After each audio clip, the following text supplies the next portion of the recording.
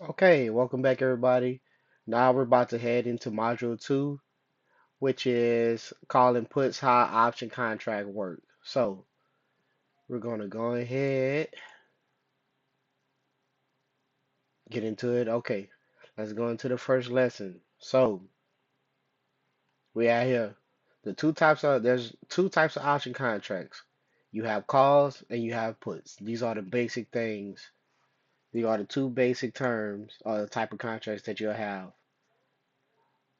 Calls. But please make sure you understand this definition because this will give you why call contracts gain value and why put contracts gain value. So, a call gives you the right to buy the shares at a set price.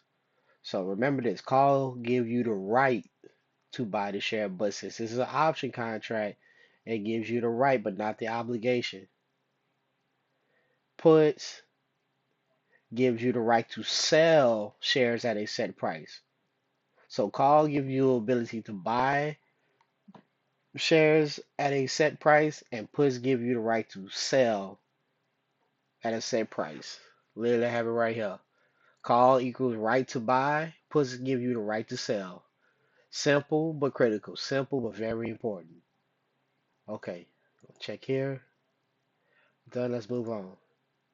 Okay, so here we're going to go with a call option example. Most people are going to be buying calls most times. When I started option trading, that's what I started with. So we're going to go with that. So a call option, we're going to use a house example, right? So let's say that you have a house worth 100K, $100,000 today. But of course, we don't have $100,000 to actually buy the home. But let's say the owner of that contract, let's say the owner of the home sells us a contract for $300 that give us the right to buy the home if the house should ever appreciate to 120K anytime within the next 6 months. So there's $100,000 home. Owner writes a contract, say, hey, I'm willing. Hey, I give you the right. This contract here it costs $300, $300, and it gives you the right to buy this house if the house should appreciate to $120,000 in the next 6 months. Remember, you paid $300 for the contract, not the home. But now this contract has power or controls that home. Hopefully, I don't lose you there, but we're gonna go more into it in the next example. So right here, we're gonna click done.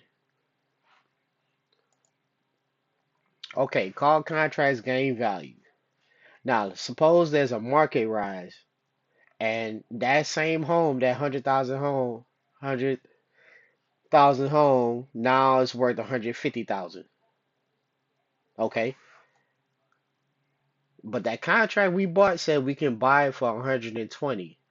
So now that contract is worth more money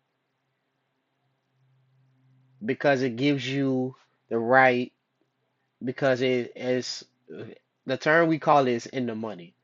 But I don't want to lose you. So the contract is more valuable because it gives you a right below the market value.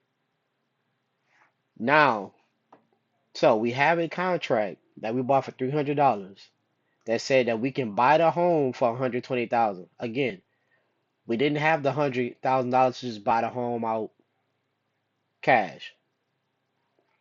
So we for sure don't have the money to buy for 120, but we have a contract that says you can buy this home for 120, but the value of the home right now is 150. So actually, you have a contract that's valuable because if anybody who did have the money, we could sell them that contract because that contract is sitting on $30,000 profit, but we don't have the money. So what we're going to do is actually go out and sell that contract now because now it's valuable because we have a contract that says you can buy the home for 120 and the home is worth 150. I hope we understand that part. So we bought that for 300. Now we can go out and sell it for $500. Say, hey, I have this contract that say that you can buy this home right now that's worth $150,000 for $120,000 and I'm willing to sell it for $500. A lot of people will end up buying that contract because now this contract has some value in the stake of the house, which the house represent the stock. So if we end up selling that contract for $500, we bought it for 200. That would give us a $200 profit. That is how option traders. This is how we trade contracts, and not the actual asset or the shares. But in this example, the house is the share, or represents the 100 shares that we cannot afford because we don't have the upfront capital.